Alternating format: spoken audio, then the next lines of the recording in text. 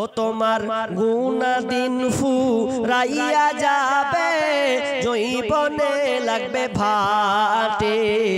ওই যে দেখো ডাকিতেছে তোমায় কবরের মাঠে, ওই যে দেখো ডাকিতেছে তোমায় কবরের মাঠে। মানুষ কই যাই রে দুনিয়া ছাড়িয়া, মসজিদের ওই পালকে আয়না দুলা দেই সাজায়া তারে জনমের লাগিয়া। মসজিদের ওই পালকে আয়না দুলা দেই সাজায়া তারে জনমের লাগিয়া। এইবার লাগিয়া কত করলাম মারামারি, মামলা মুকদ্দমা করে উড়াইলা রে করে। আজকে তুমি যাবে চলে, আজকে তুমি যাবে চলে সব কিছু ফেলিয়া। মসজিদের ওই পালকে আয়না দুলা দেই সাজায়া তারে জনমের লাগিয়া। আপনি যখন মরে যাবেন, যখন আপনি মরে যাবেন তখন আপনি মরে গেলে আপনার ধন সম্পদ খেয়ে নেবেন লোকে। আপনি যখন মারা যাবেন তখন এই ধন সম্পদ খাবে লোকে, তার মানে আপনার সন্তান সন্ততি। আর যখন আপনি মারা যাবেন তখন আপনার দেহটা খাবে পোকাতে। আপনি মরে গেলে কোনো কিছুই আপনি নিয়ে যেতে পারবেন না। বিষ্ণু বলছেন ইয়াতাউল মাইয়াতা সালাসা, মানুষ যখন মরে যায় তার সঙ্গে তিনটা জিনিস সঙ্গে যায়।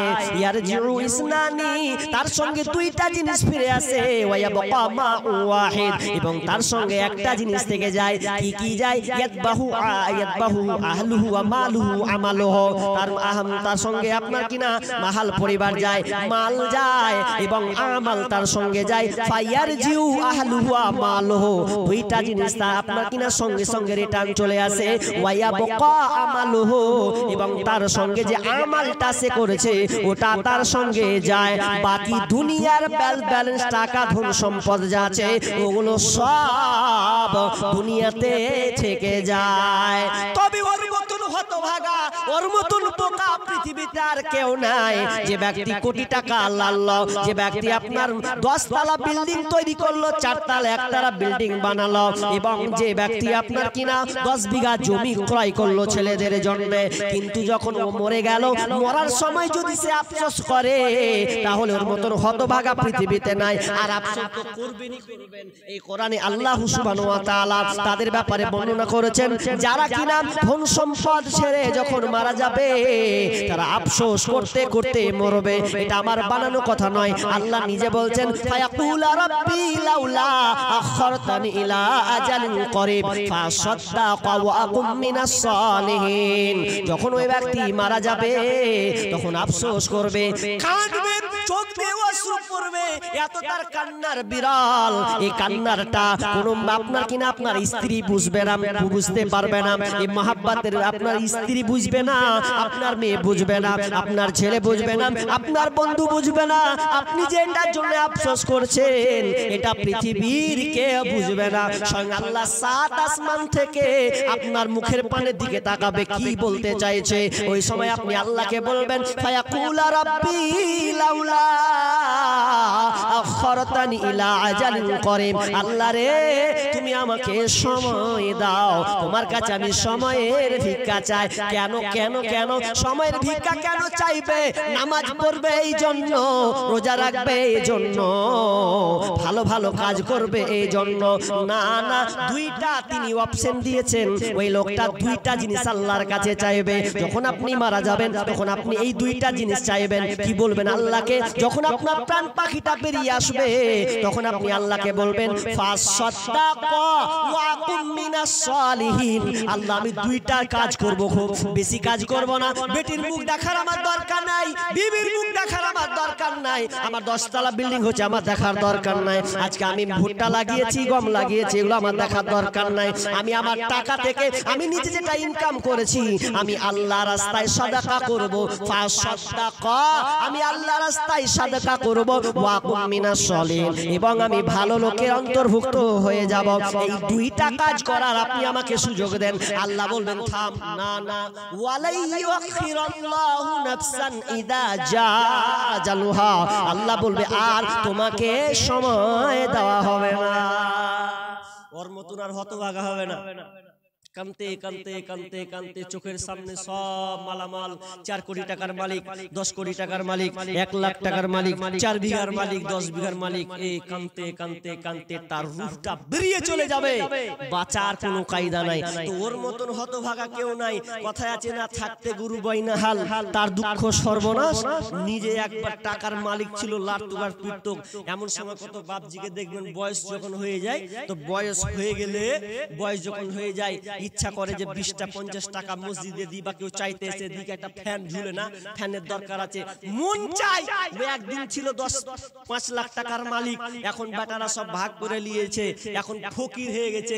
বেটারাকে বলবে বেটারে একটা ফ্যান দিব, দে টাকা। তখন বেটা বলে দেখো দেখো কার কথা শুনে নিচ্ছে, ফ্যান ফ্যান করছে। তখন আপনার মনের আশাটা পূর্ণ হবে না শেষ বয়সে, যে আমি পূর্ণটা করব। আপনাকে টাকা মাল নেই, সব বেটাকে দিয়ে দিয়েছেন, ভাগ করে নিয়ে নিয়েছে বেটারা, লিবেই তো। আর হচ্ছে বর্তমানে তাই, যে বেটা হয় না জি, বেটা 4টা বেটা, তো একটা বেটা 4 বেটা, বড় বেটা বলছে আমি একলা খাওয়াতে পারবো না। তোরা কি করতে আছিস? বলছে কি করবি, পালি কর।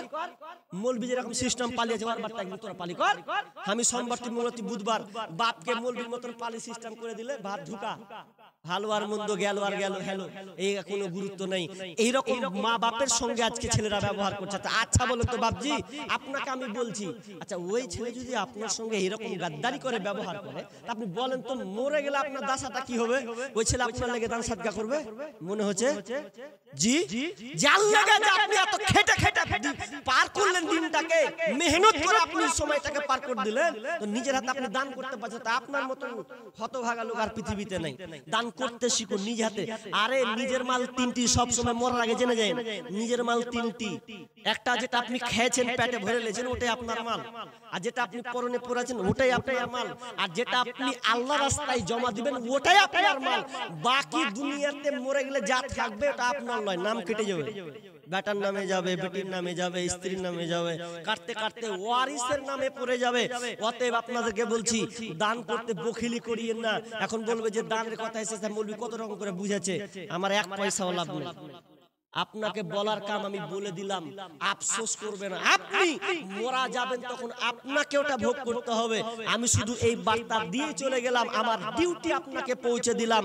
কিন্তু না, এখনো সময় আছে। দান করতে শিখুন। দান করলে অর্থ সম্পদ বাড়ে না। দেখেন, টাকা দিয়ে আপনি কত কি করবেন। চাইনার একটা দেশ আছে, এই চাইনা মানে চীন দেশ, এই চীন দেশে একটা ভদ্রলোক পয়সাওয়ালা, কোটি টাকার অভাব নাই, ওকে কোন রকম করে ক্যান্সার হয়ে গেছে। এটা নিউজ পড়ছি আপনাকে ফেসবুকে, 4 থেকে 5 দিন পড়া হলো। তো ওকে ক্যান্সার হয়েছে। ক্যান্সারের মানে স্তর থাকে কয়টা? 4টা থাকে। ক্যান্সারের ধাপ 4টা থাকে। ও 4টা ক্রস করে দিয়েছে। এখন ডাক্তার বলছে মরগা, মরা ছাড়া কোনো রাস্তা নেই। এত মেজাজ খারাপ, আমি এত কোটি টাকার মালিক হবে না মানে। তো আবার চেষ্টা করছে, ডাক্তারকে থামেন, আসছি বাড়ি থেকে। বাড়িতে টাকার অভাব নেই, তো 1 ব্যাগ টাকা ভরে নিলেও ব্যাগে দিয়ে ডাক্তারকে বলছে 1 ব্যাগ টাকা দিল, নিলে তোর মন খুশি, যা পাবি নিলে, কিন্তু আমাকে রোগ নির্মূল করতে হবে, আমাকে ক্যান্সার থেকে বাঁচাতে হবে। ডাক্তার বলছে মাথা খারাপ, আপনি 1 ব্যাগ কেনা যদি আপনি 10 ব্যাগ নিয়ে এসে হাজির করেন তবু হবে না। লোকটার রাগে জ্বালায় সহ্য করতে না পেরে ব্যাগটাকে নিয়ে ওই হসপিটালের সামনে পুরো ব্যাগকে একটা বাড়ি আওয়াজ জোরে চালিয়ে দিল। তো চালিয়ে দিল, তো টাকা চারিদিকে ছিটিয়ে গেল। এতটা ছিটালো, সবাই অবাক। কি হলো? বলছে যেই টাকা আমার ক্যান্সারকে ভালো করতে পারলো না, আমার কোটি কোটি টাকা কি অভাব আছে আমার, এরপর আমি সুস্থ হতে পারলাম না, তাহলে আমার কি হয়েছে? এত খাটনি করে এত সময় দিয়ে আমার কি ফায়দা হয়েছে? আফসোস করতে করতে করতে কাঁদতে কাঁদতে হসপিটাল থেকে বার হয়ে গেল। কোনো পথ, কোনো রাস্তা থাকলো না।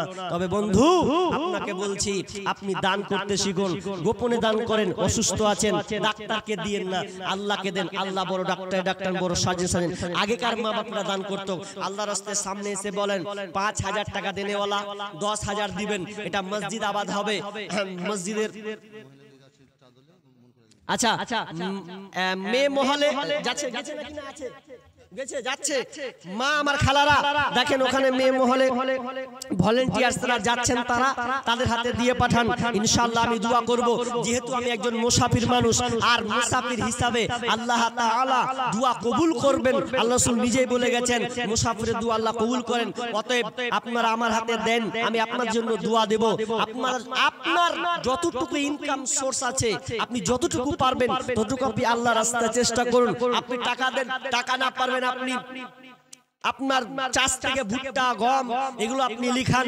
আপনি না পারবেন আপনি সিমেন্টের বস্তাগুলো লিখান, 2 বস্তা, 4 বস্তা, 5 বস্তা, আপনার ইচ্ছা মতন আপনি যতটুকু পারবেন আল্লাহ রাস্তায় দেন। আচ্ছা বলেন, একটা লোক 5,000 টাকা দেনেওয়ালা নেই? একটা 5,000 টাকা দেনেওয়ালা ভাই সামনে থেকে একজন আল্লাহ রাস্তায় দেখেন, একজন হাত উঠান। কি হয়েছে? সবচেয়ে চাবি হারালো। এটা বাইকের চাবি। কার একটা বাইকের চাবি হারিয়েছে ভাই, স্টেজে আছে, নিয়ে যাবেন। বাইকের চাবি হারিয়েছে, স্টেজে থাকলো সভাপতির কাছে, আপনি নিয়ে যাবেন যার চাবি এটা থাকবে। দিলাম এখানে। বলেন আল্লাহর রাস্তায় 5,000 টাকা দেনেওয়ালা একজন বলেন। এখানে অনেক লেবার আছেন, অনেক মিস্ত্রি কাজ করেন, অনেক দাফাদার আপনার কিনা লোক নিয়ে যান, এরকম বিদেশে আছেন, ব্যবসায়ী আছেন, ডাক্তার আছেন, মাস্টার আছেন। বলেন লিখান, আমি তো আপনাদের চিনি না, পরিচয় হবে ইনশাআল্লাহ। শুধু বলেন আপনার 5,000, 10,000, 2,000। একজন 5,000 টাকা দেনেওয়ালা একটা লোক বলেন। দেখেন এইভাবে যদি চুপচাপ বসে থাকেন তাহলে মসজিদ তো আবাদ হবে না। আর আপনারা খোঁজ নিয়েছেন মসজিদ মাদ্রাসা, আজকে পোস্টটা পড়লাম, আমি ভাবলাম যে সমাধান হয়ে গেছে, সমাধানে কিছু হয়নি। এই মসজিদ মাদ্রাসাগুলোকে একটা মানে নিজের হাতে আয়ত্ত করার জন্য আবার একটা পরিকল্পনা করেছেন যে এগুলো কিসে মানে খাতা কলম ঠিক মতন আছে কিনা, এই মসজিদ মাদ্রাসাগুলো তালাশ করার জন্য এই আবার বের হয়েছে।